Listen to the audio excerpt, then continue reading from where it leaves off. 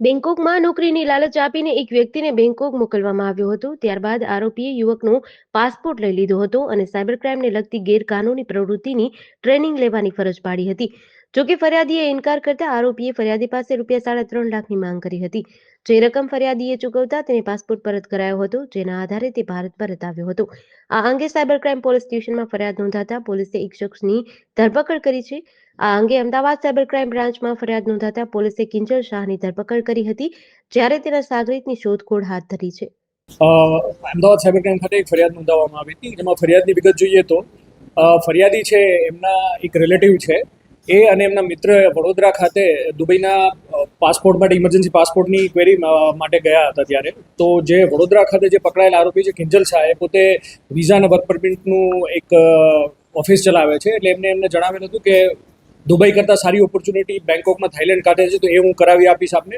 એ બાબતે એમને જાણ કરતા જે વિક્ટીમ છે એ અને એમના મિત્રને થાઈલેન્ડમાં બેંકોક ખાતે જોબ માટે આઈટી કંપનીમાં જોબ આવી છે એમની માટેના બધા ડોક્યુમેન્ટ એમની પાસેથી લઈ અને બીજા એક જે અત્યારે ફરાર આરોપી છે અભિષેક સિંહ, જે વડોદરાના છે ને હાલ દુબઈ ખાતે છે, એમનો સંપર્ક કરાવી આપેલો વોટ્સએપમાં. અને પછી એમના બધા ડોક્યુમેન્ટ કરાવી અને સામે અભિષેક સિંઘે એક અન્ય ચાઇનીઝ વ્યક્તિ સાથે એમનો વિડીયો કોલ અરેન્જ કરાવ્યો હતો. અને પછી એમને જાણ કરી હતી કે આપના ડોક્યુમેન્ટ આપી અને આપના અમે જે અહીંયા છે વર્ક પરમિટ કરાવી આપશું, આપણે ટુરિસ્ટ વિઝામાં બેંકોક આવવાનું રહેશે. અને બેંકોકમાં જે આઈટી કંપની છે ત્યાં આપને એક મહિને 1 લાખની સેલરી અને જે ખર્ચો છે રહેવાનો એ બધું કંપની ભોગવશે. આવી રીતના કહી અને એમને આ બંને જે વિક્ટીમ છે એમને થાઈલેન્ડમાં બેંકોક ખાતે ફ્લાઇટ દ્વારા લાવવામાં આવ્યા હતા.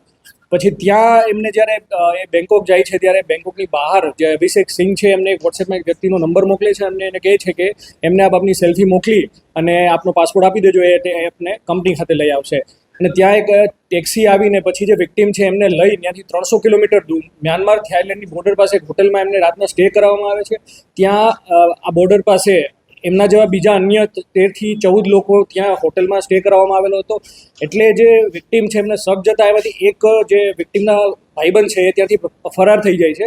અને બાકીના 15 લોકોને પછી સવારે ત્યાંથી જંગલના રસ્તા મારફતે 15 કિલોમીટર ચલાવીને મ્યાનમાર અને થાઈલેન્ડની બોર્ડર ઉપર જે રિવર છે એમને ઇલીગલી ક્રોસ કરાવીને મ્યાનમારમાં કેકે પાર્ક ખાતે આ જે સ્કેમ સેન્ટર ચાલે છે ત્યાં એમને રાખવામાં આવે છે. અને ત્યાં તેમને 33 દિવસ ગોંધી રાખીને એમને 20 દિવસ સાયબર ક્રાઇમ કઈ રીતના કરવું એમની ટ્રેનિંગ આપવા ફોર્સફુલી આપવામાં આવે છે. એમને પછી એક અગ્રીમેન્ટ સાઇન કરાવવામાં આવે છે, જે અગ્રીમેન્ટમાં એને કહેવામાં આવ્યું હતું કે જો આપ આ કોઈ એક્ટિવિટી નહીં કરો જે કંપની દ્વારા કરેલી છે તો આપને 3.5 લાખનો ફાઇન કરવામાં આવશે.